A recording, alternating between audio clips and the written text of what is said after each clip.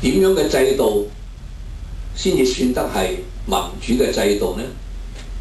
What is a democratic system?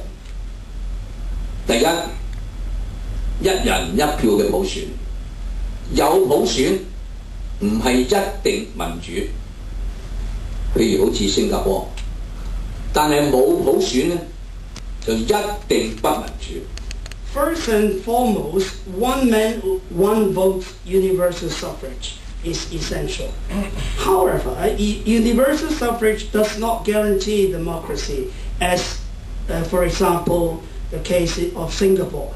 But without universal suffrage, there is surely no democracy. 第二，行政、立法、司法嘅三權分立，互相制衡。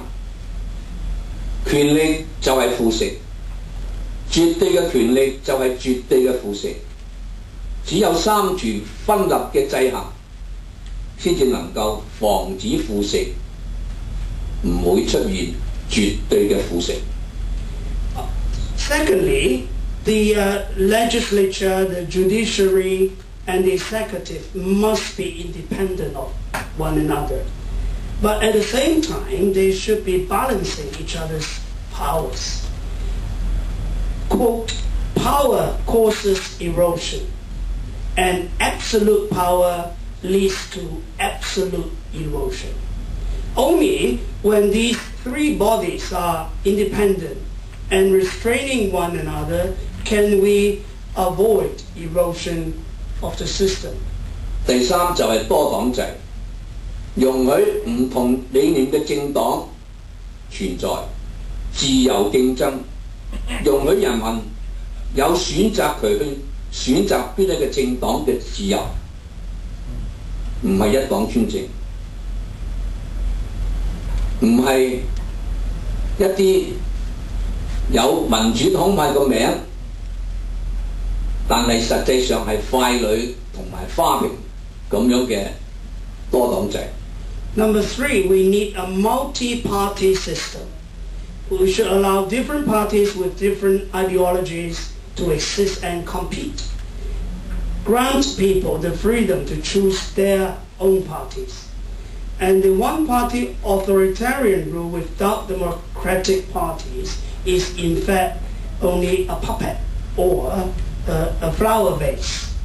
第四，軍隊屬於國家，而唔係屬於政黨嘅。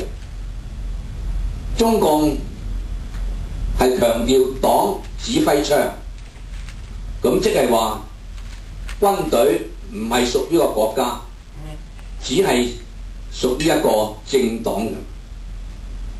軍隊成為維護鞏固一黨專政嘅工具。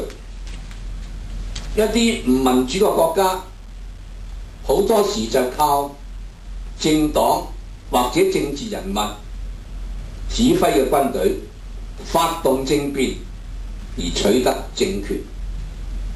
Number four, the army belongs to the country, not the state, not the party.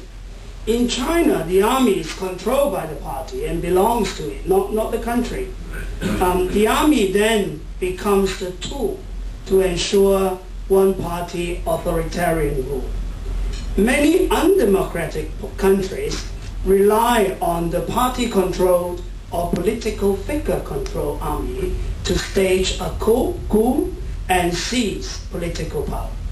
第五，新聞出版言論嘅自由，有人比喻呢一種嘅自由係三權分立之外嘅第四種嘅制衡力量，能夠代表人民對政黨、對行政、立法、司法進行監察，推動咗國家同埋社會嘅進步。Fifthly, freedom of the press, publication and speech are important. People say this is another force to restrain the tripartite division of powers just mentioned. and people can watch over the legislature, the judiciary, and the executive, thus promoting the country and the society's progress. 民主制度有乜嘢好處呢？ What are the advantages of a democratic system? 第一，能夠培養起人民對國家同埋社會嘅歸屬感，使佢哋真實咁感覺到自己係國家社會嘅主人。咁樣佢哋就會去愛國，唔使日日咁樣向佢哋灌輸強調。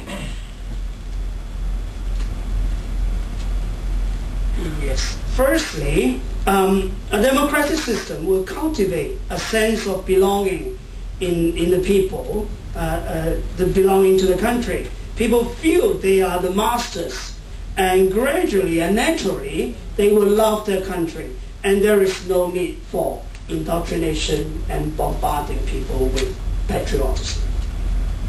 第二係有既定嘅方法、途徑、程序去解決矛盾、紛爭、意見，使到佢哋能夠融合達成共識，而唔至於激化，造成尖鋭嘅衝突。咁樣能夠維持持久嘅和諧同埋穩定。Secondly, within a democratic system, there are well-defined ways, paths, and processes to resolve conflicts and differences in opinions, and people can reach consensus. There will be no serious clashes turning into violent conflicts, and in that case, we can enable lasting stability and harmony. 第三，民主嘅制度係能夠不斷咁樣自我完善嘅。而家現存嘅民主制度都係不斷咁樣發展而自我完善而得到嚟嘅。雖然仲未至於至善，但係會繼續向前發展。目前一啲最民主嘅國家嘅民主制度都係經過好多個階段不斷咁樣自我完善嘅，佢哋仲會繼續發展落去。自我完善呢個名詞係中共成日講嘅，講咗已經係好多年啦，但係始終完善不了，繼續腐敗落去，就因為冇民主，冇民主係唔能夠自我完善嘅。Thirdly, within a democratic system, we can ensure self-enhancement, self-improvement. And the present democratic systems in the world have all been developing and improving along the way, but still they are not perfect. The most democratic countries have undergone all these transition periods and still on their ways to perfection. China, on the other hand, is always talking about self-perfection, but it fails to make any real progress and continues to rot, all because of the lack of democracy, without which there is no way for self-enhancement or perfection.